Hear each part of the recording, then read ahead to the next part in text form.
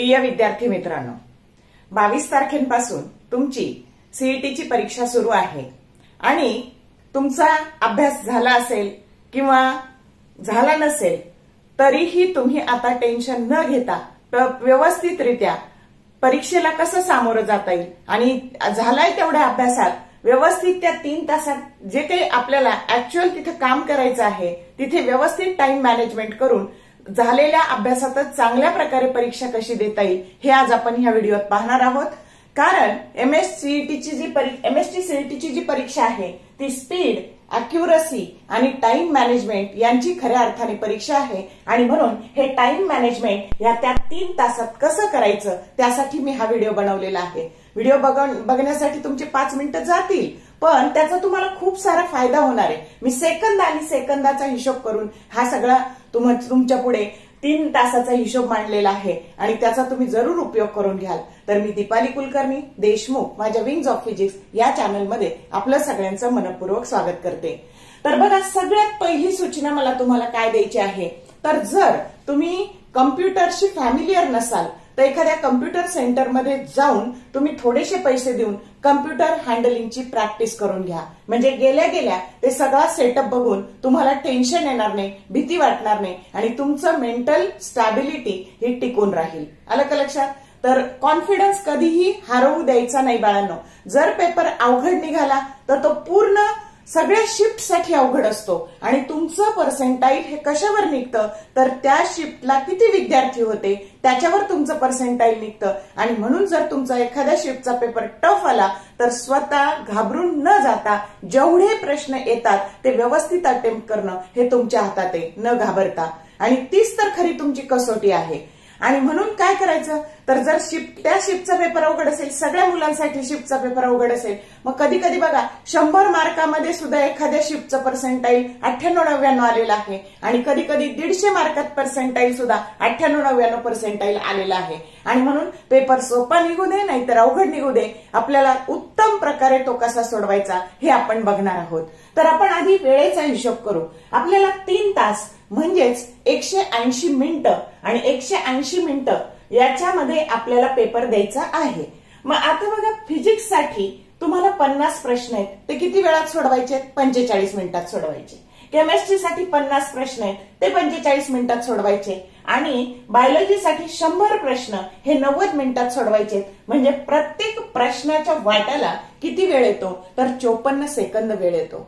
मग आता त्या 54 सेकंदामधले तुमचे 4 सेकंद हे उत्तर क्लिक करायला जाणार आहे। व्यवस्थित बघून त्याचा ऑप्शन क्लिक करायचा, 4 सेकंद खर्च होणार आहे। आणि म्हणून असा जर प्रत्येक प्रश्नाला आपण 4 सेकंद वेळ सोडला तर तुमच्यासाठी प्रत्येक प्रश्नाला 50 सेकंद हा इतका वेळ येणार आहे।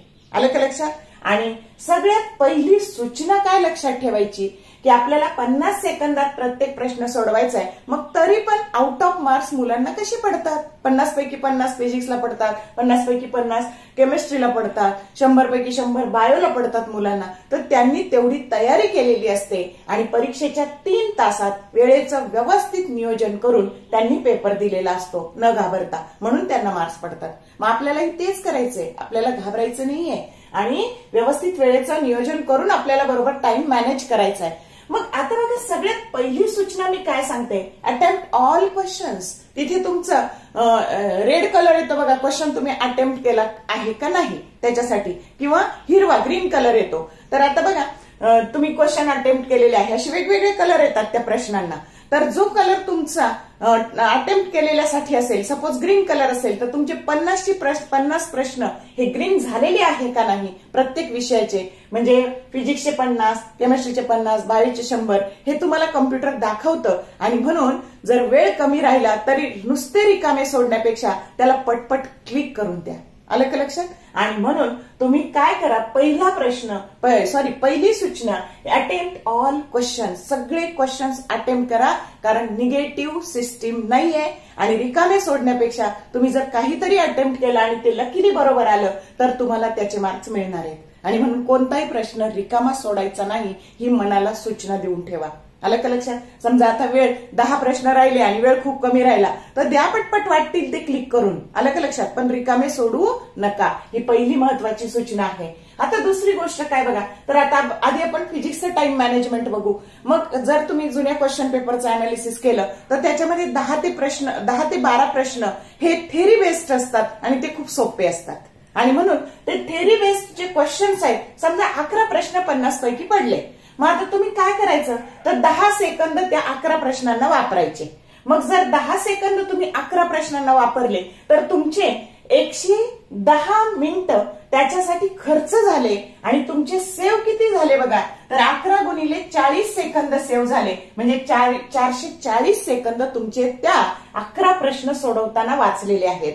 आता इथे हिशोब बघा, जर तुम्हाला 2700 सेकंद असतील समजा फिजिक्ससाठी, तर त्यातले 200 सेकंद 4 गुणिले हे 50 प्रश्न म्हणजे क्लिक करण्यासाठी 200 सेकंद गेले प्रत्येक प्रश्न आणि तुमच्याकडे 2500 सेकंद उरलेले आहेत आणि त्यातले तुम्ही 110 सेकंद हे सोपे प्रश्न सोडवण्यासाठी वापरलेले आहेत. म्हणजे तुमच्याकडे सध्या शिल्लक आहे 2400 सेकंद आणि 2400 सेकंदामध्ये तुम्हाला 39 प्रश्न सोडवायचे. आता आलं का लक्षात?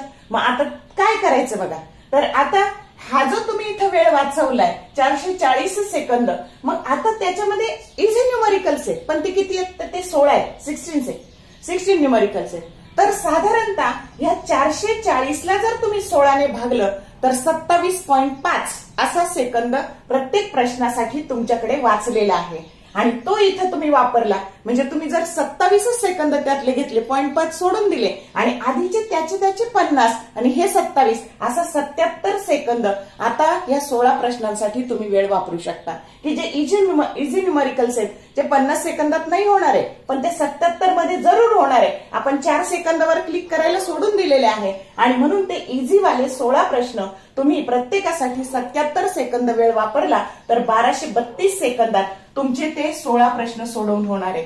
बघा आता 2400 होते शिल्लक, त्यातले 1232 गेले इझी न्यूमरिकल साठी. आता हातात आहेत 1168 सेकंद. आता 1168 सेकंद आहे तर ते 23 प्रश्न हार्ड आहेत. बघा बरं, 16 आणि 11 म्हणजे 27 प्रश्न तुम्ही चांगल्या प्रकारे सोडवलेले आहेत. आता हे मार्क तुमचे फिक्स झाले, शांत डोक्याने व्यवस्थित सोडवायचे बाळांनो. तर आता हे 27 मार्क तुमचे फिजिक्सला फिक्स झाले. मग आता बघा हार्ड क्वेश्चन्स आहेत. आता हार्ड क्वेश्चन्स किती शिल्लक राहिले तर आता ते 23 शिल्लक राहिले. मग 23ला त्याचा 50 सेकंद वेळ आहे आणि आता त्यातले तुम्हाला काही सुटणार आहेत, काही सुटणार नाहीत. आलं का लक्षात? मग ह्या 23 मधले मॅक्सिमम सोडवा. वेळ वापरायचा आहे 1150 सेकंद. मग ह्या 1150 सेकंदामध्ये तुम्ही त्याचं कसं मॅनेजमेंट करायचं हे तुम्ही ठरवा. समजा तुम्ही यातले 5-6 प्रश्न बरोबर सोडवले तर 27 आणि समजा इथे 5 घेतले तर हे 32 प्रश्न तुमचे क्लिअर झाले. म्हणजे खूप काही चांगला स्कोअर झाला फिजिक्समध्ये. मग हा 32 प्रश्न तुमचे झाले आणि उरलेला वेळ बघा, तुम्हाला सुटत असले तर ठीक, नाहीतर क्लिक करून द्या. म्हणजे हे जर 1150 सेकंद तुम्ही ह्या 23 प्रश्नासाठी वापरले तरी तुमच्याकडे वेळ शिल्लक राहतो 18 सेकंद. आणि ह्या पद्धतीने व्यवस्थित तुम्ही जर टाइम मॅनेजमेंट केलं तर तुमचा सीईटीचा पेपर हा व्यवस्थित मॅनेज होणार आहे. फक्त आधी मनाशी खुणगाट बांधा की आपल्याला या फिजिक्ससाठी मिळालेल्या 2700 सेकंदाचं नियोजन कसं करायचं आहे. आता येऊ केमिस्ट्रीकडे. सेम स्ट्रॅटेजी केमिस्ट्रीला वापरायची. केमिस्ट्रीला पण ह्याच पद्धतीने सोपे 11-12 प्रश्न असतात. तर ते 2700 सेकंद केमिस्ट्रीसाठी पण आहे. तर 200 सेकंद क्लिक करायला सोडून द्या. त्यानंतर 2500 सेकंद शिल्लक राहिले, त्यातले 110 सेकंद इझी वाल्यासाठी वापरा. त्याच्यानंतर इझी प्रश्नांसाठी जे थेरी क्वेश्चन्स आहेत, इथं हे थेरी क्वेश्चन्स आहेत त्याच्यासाठी वापरा. थेरी प्रश्न आहेत आणि 1232 शिल्लक राहिले ते इझी न्यूमरिकल साठी वापरा. 1168 हे हार्ड साठी वापरा. आणि उरले जर असं दिसतंय आता की आपल्याकडे वेळ कमी राहिलाय आणि प्रश्न जास्त राहिले तर काही न बघता पटपट क्लिक करून द्या. आलं का लक्षात? सेम स्ट्रॅटेजी बायोला वापरा. बायोला फक्त याच्या दुप्पट येणार आहे. आलं का लक्षात? तर तुम्हाला बायोला 100 प्रश्न आहे आणि 90 मिनिटं आहे, पण वेळ मात्र एका प्रश्नासाठी 54 सेकंदच आहे. बायोला पण सेम स्ट्रॅटेजी वापरा आणि सोडवा. आलं का लक्षात? मॅथ्सला मात्र इथे 50 प्रश्न असतात आणि त्याच्यासाठी 90 मिनिटं असतात. म्हणजे एका प्रश्नाला 108 सेकंद येतात. 2 मार्काला एक प्रश्न असतो. तिथं मॅनेजमेंट करताना ह्याच पद्धतीने करा, फक्त वेळ दुप्पट येणार आहे. आलं का लक्षात? तर असं वेळेचं व्यवस्थित नियोजन करून जर तुम्ही सीईटीची परीक्षा दिली तर यश तुमच्यापासून दूर नाही. आलं लक्षात? आता ह्या परीक्षेला जाताना कोणत्या कोणत्या वस्तू न्यायच्या, काय काय साहित्य सोबत न्यायचं, मग तुमचा युनिफॉर्म किंवा ड्रेस कोड हा कसा असेल, तर हे सगळ्याचा दुसरा व्हिडिओ बनेल, तर तो पण जरूर बघा. आणि ह्या 2 व्हिडिओने तुम्हाला खूप सारी सीईटीची परीक्षा सोपी होण्यास मदत होणार आहे. आलं लक्षात? व्हिडिओ आवडला तर लाईक करा, शेअर करा तुमच्या मित्रमैत्रिणीसोबत, जेणेकरून त्यांनाही फायदा होईल. कमेंट टाका. आलं लक्षात? आणि चॅनलला सबस्क्राईब केलं नसेल तर सबस्क्राईब करा, म्हणजे येणार जे फास्ट रिव्हिजनचे व्हिडिओ आहेत ते तुमच्यापर्यंत येतील. Okay, all the best from the bottom of my heart for your CET exam, and thank you very much for watching this video.